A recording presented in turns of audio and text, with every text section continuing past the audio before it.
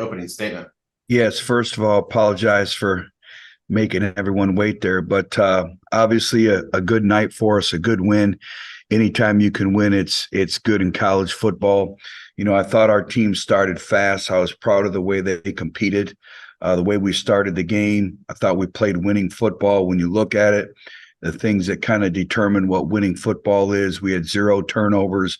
We had 6 explosive plays. We were 4 for 4 in the red zone. I thought defensively we tackled much better. We had 11 tackles for loss, and we forced 6 3-and-outs. The other thing in terms of building our program is at one time I looked out there and we had 7 true freshmen out there taking reps when we were still competing, and the game was still in that competitive frame of mind a little bit. So again, thought we made tremendous strides in moving forward. Still a lot of things we need to get cleaned up. The second quarter, I didn't think we played very well. We only had 2 possessions. We had 2 3-and-outs. So all those little things that go into it, the ability to sustain.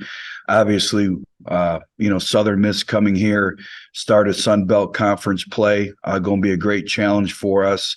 Offensively, quarterbacks playing really well. We all know about Frank Gore Jr., but very talented wideouts, big imposing offensive line, and then defensively, fly around, give you a multitude of looks, very multiple, really good in the back end, big up front. So we have to continue our progression of improving from each game because it's going to be a great challenge in moving forward. Thank you, Coach. We'll start off with questions from Luke Matheson. Luke? Well, Butch, obviously somebody's going to ask it, so I'll ask it. After watching the film, what are your thoughts on the quarterback situation? And could you touch on Southern Miss a little bit more and what you're really expecting out of those guys this week? Yes, well, first of all, from the quarterback situation, I thought Jackson making his first career start did some good things to build upon, but we missed too many of the consistency and missed too much of easy throws in throw and catch, and we still had way too many drop passes on the perimeter. But again, you win through consistency. I thought his feet at times weren't set in the pocket, so and he knows that he's got to do a better job of really completing the routine pass. But I thought he did some good things in moving forward. Obviously, Jalen Rayner came in, did some good things. I thought he did some really good things throwing the football. He was 4 out of 6, led us in 2 big long drives. So again, I thought he did some good things. And then we'll have JT back this week as well. So just like any week, we'll compete, and whatever player has the best practice and gives us the best opportunity to win, that'll be our quarterback and moving forward for this game. And they'll have to compete each and every week. There is no set starting quarterback. So we'll see how that goes. In terms of Southern Miss, again, a really, really talented football team. They have really, really good team speed, punt returners, dynamic, complete in all 3 phases. So it's going to be a great challenge for us. I think, obviously not only their team speed, but the level of physicality that we're going to face too is something that, we have to do a great job of because, again, a talented football team in all 3 aspects. We'll go over to Logan Whaley. Logan, please go ahead. Hey, Coach, just wanted to check in on the defensive side as far as injuries go. I know Hardiman went down, but even on the secondary front too with, I know Hodges and Justin are still getting their feet under them, and same thing with Eddie and Talon as well. Yeah, everyone will be available this week, so that's a positive. So again, we'll see how it goes, but we expect Micah to be back.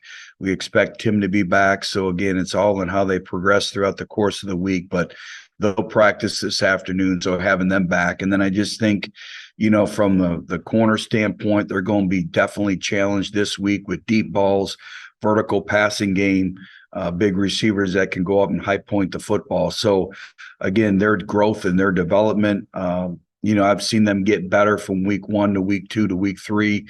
Now it's making that next phase into that. And, when the season started, I said it usually takes about 4 or 5 games for a team to really kind of bring about their personality. And I think our identity is constantly evolving. And I think that's what happens when you only have 11 seniors and 45 of your players that are playing are in their first and second year. So I think a lot of that goes into continuing to grow and get better and build your identity every single day. Go over to Luke. Luke, please go ahead. One more question I had for you, Coach. Obviously, there were some struggles in the kickoff game this past week with games or balls rather being kicked out of bounds. What are you going to be looking at? I know you got to make some corrections there. What are your plans for that this week? Yeah, we're going to compete. It's kind of like the quarterback situation. Every kicker is going to compete. We'll have a kickoff competition every single day, and then whatever individual can play with consistency day in and day out. And it's all about kick placement, as we all know, and hang time. And that was unacceptable. That performance from our kickoff personnel was unacceptable, and we got to get that better, because you can't have a team start in the 35 every single game, and then the balls that we did hit, we mishit, and we put the ball in the middle of the field, we put the ball in the 15. Now, some of that was also some calls. So, again, not all the time we're going to kick the ball deep. We try to change up the launch point of the ball and where we're kicking from. So a couple of those were to their defense, were called that way. But again, from a consistency standpoint, kick placement, we're going to need that moving forward. We'll go over to Sean. Coach, Javante Mackey is a guy that's top 20 in the country in solo tackles. Can you speak about what he means to your team and the growth you've seen from him going through that red shirt year last year to now? Well, I think you just said it, is the growth. He still has a long way to go. He's still learning the nuances of our defense, but he's very talented. It's very important to him.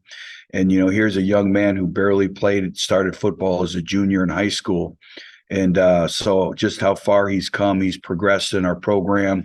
And again, going on year 2, and he's been one of those individuals that's really stepped up for us. So we're excited about him, but, I think the big thing for him is just the more football he can play, the better he's going to get.